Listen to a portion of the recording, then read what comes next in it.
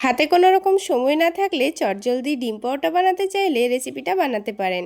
আসসালামু আলাইকুম বন্ধুরা, কিচেন বাঙালিয়ানা চ্যানেলে আপনাদের সবাইকে স্বাগত জানাই। সবার প্রথমে একটা বাটির মধ্যে 3টা ডিম ভেঙে নেব। পরোটাগুলো বেশি করে বানাতে চাইলে ডিমের পরিমাণটাও কিন্তু বাড়িয়ে নিতে হবে। তারপর একটা বাটি মেপে 1 বাটি দুধ দিয়ে দিয়েছি। এবার এর মধ্যে দিয়ে দেব পেঁয়াজ কুচি, অল্প একটু গ্রেট করা গাজর, দিয়ে দিচ্ছি গ্রেট করা পার্পল কালারের বাঁধাকপি, তার সাথে দিয়ে দিচ্ছি কাঁচামরিচ কুচি আর দিয়ে দেব স্বাদ মতো লবণ। আর এর টেস্টটা একটু যেন ভালো আসে সেই জন্য দিয়ে দিয়েছি অল্প একটু চিনি আর চাট মশলা। এখন একটা হ্যান্ড উইক্স দিয়ে সব কিছু ভালোভাবে প্রথমে মিশিয়ে নেব। ডিমটাকেও ভালোভাবে ফেটিয়ে নিতে হবে।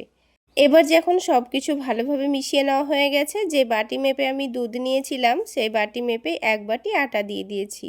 তারপর হ্যান্ড উইক্স দিয়ে ভালোভাবে মিশিয়ে নিয়েছি। কিছুক্ষণের মধ্যেই দেখুন খুব সুন্দর করে মিশিয়ে নিয়েছি। ব্যাটারটা দেখুন খুব বেশি পাতলাও হবে না, আবার অনেকটা ঘনও হবে না।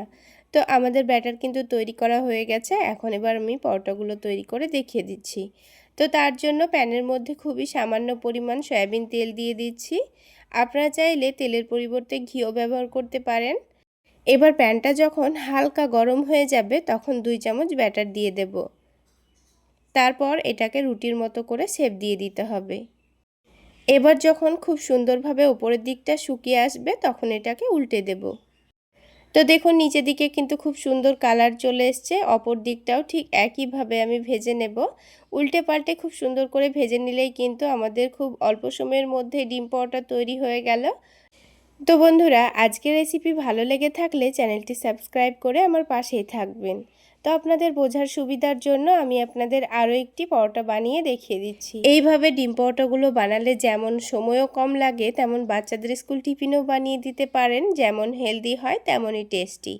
তো দেখুন আরও একটি পরোটার উপরের দিকটা যখন শুকিয়ে এসছে তখন আমি 2-1 ফোঁটা তেল দিয়ে দিয়েছি। এবার আমি নিচের দিকটা ভালোভাবে সেঁকে নেব, তারপর এটাকে উল্টে দেব। তো বন্ধুরা, পরোটাগুলো ভাজতে কিন্তু খুবই অল্প তেল লাগে, আর দেখুন অল্প তেলেই পরোটাটা কত সুন্দর ভাজা হয়ে গেছে। তো আমাদের আরও একটি পরোটা তৈরি করা হয়ে গেল। ঠিক একইভাবে আমি বাকি পরোটাগুলো তৈরি করে নিয়েছি। এবার একটা পরোটা আমি আপনাদের ছিঁড়ে দেখিয়ে দিচ্ছি। আর এই পরোটাগুলো শুধুমাত্র টমেটো সস দিয়েই কিন্তু খাওয়া হয়ে যায়, কোনো রকম সবজি করারও ঝামেলা নেই। তাহলে বন্ধুরা, আজকে এই পর্যন্তই। সকলে অনেক বেশি ভালো থাকবেন, সুস্থ থাকবেন।